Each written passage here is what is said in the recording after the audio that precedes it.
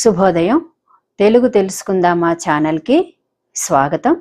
నేను చెప్తున్నటువంటి వ్యాకరణ పాఠాలలో ఇవాళ మనం తెలుసుకోవాల్సినటువంటిది విభక్తులు అనే విషయం గురించి. విభక్తులు అంటే ఏమిటి, అవి ఎన్ని రకాలు, ఇవాళ మనం తెలుసుకుందాం. విభక్తులంటే వాక్యంలో ఉండే మాటలకి ఒకదానితో ఒకటి సంబంధాన్ని కలుగజేసేది. వాక్యం అంటే మామూలుగా కొన్ని పదాలు చేరిస్తే వాక్యం అవుతుంది, కానీ ఆ పదాలకి ఒకదానితోటి ఒకటి కలపడానికి మనకి కొన్ని ప్రత్యయాలు ఉండాలి. ఆ వాక్యంలో ఒకదానితో ఒకటి కలిపి వాక్యాన్ని అర్థం వచ్చేటట్లు చేయడానికి విభక్తులు తోడ్పడతాయన్నమాట. అవి విభక్తులు అంటారు. కాబట్టి విభక్తులు వాక్యంలో ఉండే మాటలకి ఒకదానితో ఒకదానికి సంబంధాన్ని కలుగజేసి వాక్యాన్ని అర్థవంతంగా అంటే అర్థం వచ్చేటట్లుగా చేస్తాయి. ఇవి ఒక అక్షరంగా కానీ లేదా 2-3 అక్షరాలుగా కానీ ఉంటాయి.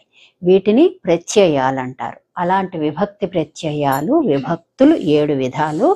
వాటి ప్రత్యయాలన్నీ వరుసగా మనం తెలుసుకుందాం. తర్వాత వాటిని ఎప్పుడెప్పుడు ఎలా ఉపయోగించాలి, వేటితోటి ఆ ప్రత్యయాలు చేరతాయి అన్నవి కూడా తెలుసుకోవాలి. మొట్టమొదటిగా విభక్తులు 7 రకాలు. అందులో మొట్టమొదటిది ప్రథమ విభక్తి. దీనికి డు, ము, వు, లు అన్నవి ప్రత్యయాలు. అంటే ప్రథమ విభక్తిలో పదాలకి ఈ అక్షరాలు చేరుతాయి. ఇవి ప్రథమ విభక్తి ప్రత్యయాలు అన్నమాట. ఉదాహరణ చూడండి, రాముడు, సోముడు, కృష్ణుడు ఇలాంటి పదాలన్నీ. వనము, భయము ఇలాంటి పదాలు. ధేనువు, తరువు ఇలాంటి పదాలు. డు, ము, వు. ఇక ఈ లు ఏమిటంటే వీటన్నిటికీ కూడా బహువచనంలో లు ఉపయోగిస్తాం. అంటే రాములు, వనములు, ధేనువులు, తరువులు అలా పదాలన్నమాట. ఇప్పుడు ప్రథమ విభక్తి ప్రత్యయాలు ఇవి. తర్వాత ద్వితీయ విభక్తి. నిన్, నున్, లన్, కూర్చి, గురించి అనేవి ద్వితీయ ప్రత్యయాలు. ఇప్పుడు వీటిని ఎప్పుడు ఉపయోగిస్తాం? కర్తతోటే. రాముని, సీతను, అతని గురించి మొదలైనటువంటి పదాలు, వాని గురించి ఇలాంటి పదాలన్నీ కూడా ద్వితీయ విభక్తికి చెందినటువంటివి. ఈ ద్వితీయ విభక్తి ప్రత్యయాలు ఇవి. వీటికి చివర నుండేటటువంటి ఈ నకారం, పొల్లు హల్లు ఉంది చూసారా, అది మనం వాక్యంలో ఉపయోగిస్తున్నప్పుడు కానీ సంధి చేస్తున్నప్పుడు కానీ అది పోతుంది.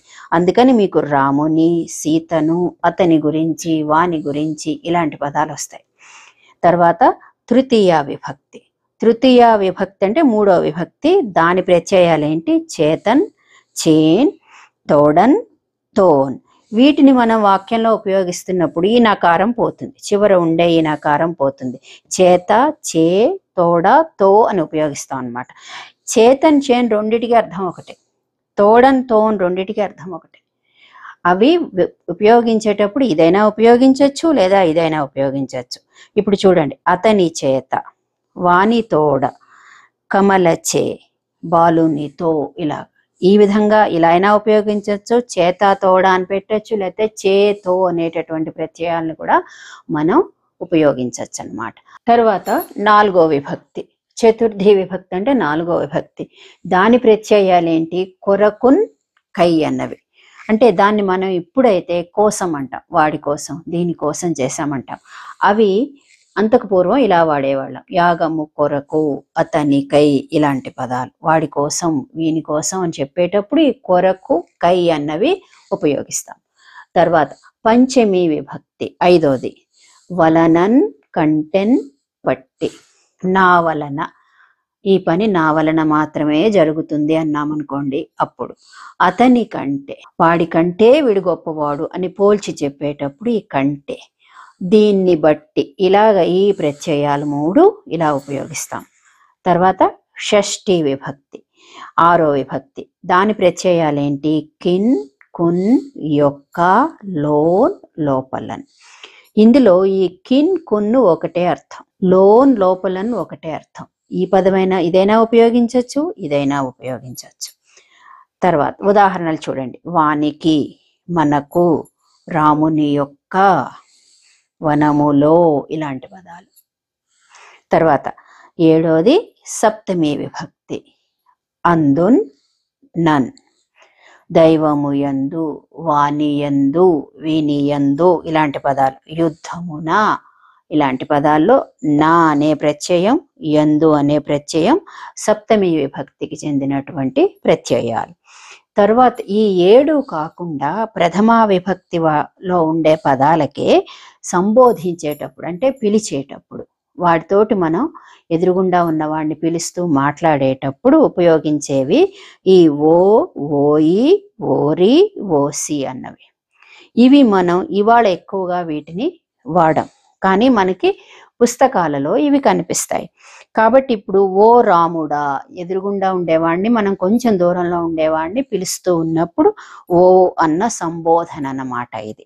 అలాగే ఓ దైవమా, ఇవి సంబోధనలు. ఇంకపోతే ఓరి, ఓసి అన్నవి ఎదురుగుండా ఉండేటటువంటి మనం మాట్లాడేటటువంటి వ్యక్తులు చాలా తక్కువ వాళ్ళు అయితే, అతని పురుషుడైతే ఓరి అంటాం, ఓరి నీచుడా. అలాగే ఓసి దుష్టురాలా, అలాంటి ప్రయోగాలు మనకి పుస్తకాల్లో కనిపిస్తాయి. కాబట్టి ఇవేంటంటే సంబోధన ప్రథమా విభక్తి. ప్రథమా విభక్తిలో ఉండే పదాలకి ముందర సంబోధన పిలుపు ఒకటి చేరుతుంది. అవి వాటికి సంబంధించిన ప్రత్యయాలు ఓ, ఓయి, ఓరి, ఓసి అన్నటువంటివి. ఇప్పుడు అర్థమైంది కదా మనకి విభక్తులు 7 రకాలు. విభక్తులంటే వాక్యంలో మాటలకి ఒకదానితో ఒకదానికి సంబంధాన్ని కలగజేసి వాక్యానికి ఒక అర్థాన్ని ఇస్తాయి. అవి 7 రకాలని. మొట్టమొదటిది ప్రథమా విభక్తి, దాని ప్రత్యయాలు డూము, ఓలు. 2 ద్వితీయ విభక్తి, నిన్, నున్, లన్, కుర్చీ గురించి ద్వితీయ విభక్తి ప్రత్యయాలు. తృతీయ ప్రత్యయాలు చేతన్, చేన్, తోడన్, తోన్. చతుర్థి విభక్తి ప్రత్యయాలు కొరకున్, కై. పంచమి విభక్తి ప్రత్యయాలు వలనన్, కంటెన్, పట్టి. షష్ఠీ విభక్తి ప్రత్యయాలు కిన్, కున్, యొక్క, లోన్, లోపలన్. తర్వాత సప్తమి విభక్తి ప్రత్యయాలు అందున్, నన్ అన్నవి. ఈ 7 కాకుండా ప్రథమా విభక్తి పదాలకే మనం సంబోధన పిలుపుని చేర్చేటప్పుడు ఓ, ఓయి, ఓరి, ఓసి అనే ప్రత్యయాల్ని వాడతాం. ఇవి విభక్తుల్లో రకాలు, వాటికి సంబంధించిన ప్రత్యయాలు. తరువాతి వీడియోలో మనం ఈ విభక్తులని వేటికి చేర్చాలి, ఎలాంటి చోట వీటిని ఉపయోగించాలి అన్న వాటి గురించి తెలుసుకుందాం. ఈ వీడియో మీకు నచ్చినట్లయితే లైక్ చేయండి, మీ మిత్రులతో షేర్ చేయండి, నా ఛానల్కి సబ్స్క్రైబ్ చేయండి.